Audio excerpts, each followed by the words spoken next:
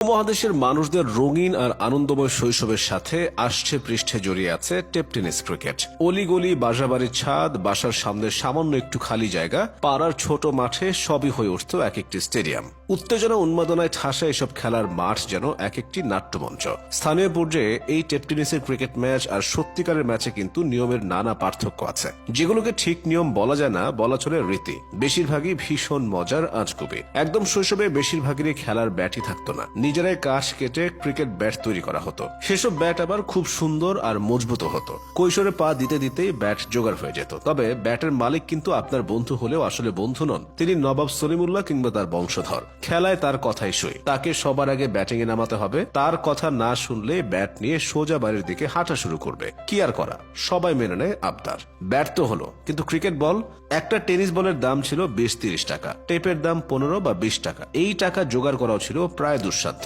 8-10 জনে চাঁদা তুলে বল জোগাড় করা হতো। তবে সেই বলের মেয়াদ বড়জোর সপ্তাহ দুয়েক, অনেক সময় আবার একদিনেই বল ফেটে যেত। তখন সঙ্গে সঙ্গে আরেকটি বল কেনা খুবই কষ্টকর ছিল। তবে the show must go on.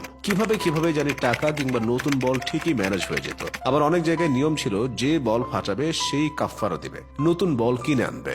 আন্তর্জাতিক ক্রিকেট ম্যাচে পিচ, আবহাওয়া আর দলের শক্তির বিবেচনায় কোন দল আগে ব্যাটিংও নিতে পারে, আবার আগে বোলিংও নিতে পারে। কিন্তু টেপ টেনিসের ক্রিকেটে টস জেতা মানেই অবধারিতভাবেই ব্যাটিং। আসলে স্থানীয় পর্যায়ে ক্রিকেটের সবার আগ্রহ মূলত ব্যাটিং এ। সিনিয়ররা ব্যাট করবে আগে। ব্যাটিং দক্ষতা থাকুক বা না থাকুক তা কোনো বিষয় নয়। সিনিয়রদের আগে ছোটদের নামার জো নেই। ফিল্ডিং সাজানোর ক্ষেত্রেও আছে অদ্ভুত সব নিয়ম, যেমন পিচ সোজা বোলার বা উইকেট কিপার বরাবর দাঁড়ানো নিষেধ। ফিল্ডিং এর সময় বসা যাবে না, তাহলে নো কল আম্পায়ার। পাড়ার এসব ম্যাচে আলাদা আম্পায়ার থাকে না, ব্যাটিং এ থাকা দলের ব্যাটাররাই ব্যাটিং এর আগে পরে আম্পায়ারের ভূমিকায় অবতীর্ণ হন। যদি ব্যাটসম্যান আউট হলে আম্পায়ারের ব্যাটিং এ নামার সুযোগ থাকে, তাহলে তো কোনো কথাই নেই, তিনি সুযোগের অপেক্ষায় থাকেন কখন আঙুল তুলে ব্যাটিং এ নামবেন। অধিনায়ক বানানোরও আলাদা রীতি আছে। সাধারণত সিনিয়র বা যে খরচাপাতির পয়সা দিয়ে থাকে বা খেলার উদ্যোগ নিয়ে থাকে, তাদেরই বানানো হয় অধিনায়ক। এই ম্যাচগুলোতে অধিনায়করা বাড়তি সুবিধা নিয়ে থাকেন। তারা সাধারণত এমন জায়গায় ফিল্ডিং করেন যেখানে দৌড়াদৌড়ি করতে হয় কম, আর যদি মাঠের কোনো অংশে ছায়া পড়ে তাহলে নিশ্চিতভাবেই সেখানে দাঁড়াবে সে। আউটেরও আলাদা হিসাব নিকাশ আছে এসব ম্যাচে। উড়ে পুকুরে পড়লে আউট, পাশের বাড়ির কাজ ভাঙলে আউট তো অবশ্যই, বিচার যেত বাবার কাছেও। বদ্ধ জায়গায় উড়ে গিয়ে দেয়াল পার হলে আউট, কিংবা উড়ে পাশের বাড়িতে লাগলো ব্যাটার আউট। এমন আরো হিসাব নিকাশ আছে যা ক্রিকেটের কর্তা ব্যক্তিরা জানতে পারলে মূর্ছাও যেতে পারেন। ক্রিকেট খেলায় প্রথম বলে আউট অতি সাধারণ ঘটনা, কিন্তু পাড়ার ক্রিকেটে প্রথম বলে আউট হলে সেটা হয় টেস্ট বল। এ নিয়ে কিছুক্ষণ বচসাও হয়, এরপর আবার শুরু হয় খেলা। প্রতিটি দলে কয়েকজন থাকে দুধবাত, যারা বয়সে খুব ছোট, বড়দের সঙ্গে খেলার সুযোগ পেলে বর্তে যায়। এই জুনিয়ররা কেবল ফিল্ডিং এরই সুযোগ পায়, সবসময় ব্যাটিং এর সুযোগ তাদের মেলে না, আর নামলেও নামানো হয় লোয়ার অর্ডারে। স্বজনপ্রীতি এইসব খেলায় নিয়মিত ঘটনা। চুরি চোট্টামি পাড়ার ক্রিকেটের অবিচ্ছেদ্য অংশ।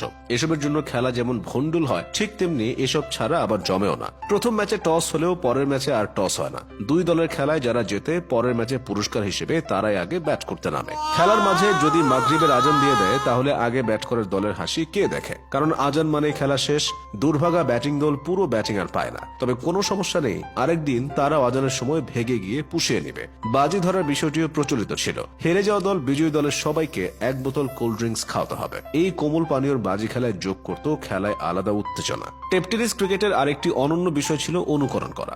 বোলিং বা ব্যাটিং এর সময় নিজের প্রিয় তারকার ব্যাটিং বোলিং স্টাইল অনুকরণ করা ছিল কমন বিষয়। উইকেট পাওয়ার পর পছন্দের ক্রিকেটারকে অনুকরণ করত অনেকে। ক্রিকেট বলকে বলা হতো কাঠের বল। সেই বলে খেলার হ্যাপা অনেক। বড় মাঠ, মানসম্মত পিচ, প্যাড, হেলমেট, নানা রকমের গার্ড সহ কত কি। তা থেকে সহজ লাগা টেপ টেনিস। সেজন্যই পাড়ার ক্রিকেটে টেনিস বলের উপর স্কচ টেপ মুড়িয়ে ভারী করা হয়। বেড়ে যায় বলের গতি, কমে যায় বল ফাটার সমস্যা, আবার দেখতেও লাগে সত্যিকারের ক্রিকেট বলের মতো। উপমহাদেশের ক্রিকেট পাগল মানুষরা গ্রামে গঞ্জে, পাড়া মহল্লা আর অলিতে গলিতে এভাবেই যুগের পর যুগ নিজেদের ক্রিকেট উন্মাদনাকে মাঠে রূপ দিয়ে আসছে। টেপ টেনিস খেলার সেই মুহূর্তগুলো ছিল সহজ, সরল, কিন্তু জাদুকরী। এই ক্রিকেট খেলেই নতুন বন্ধু বানানো, নতুন করে স্বপ্ন দেখা এবং নিজেদের মধ্যে শিশু সুলভ আচরণ উপভোগ করার মতো বিষয়গুলো শিখেছি আমরা। আর এভাবেই প্রজন্মের পর প্রজন্ম বয়ে চলবে টেপ টেনিস ক্রিকেটের স্পিরিট।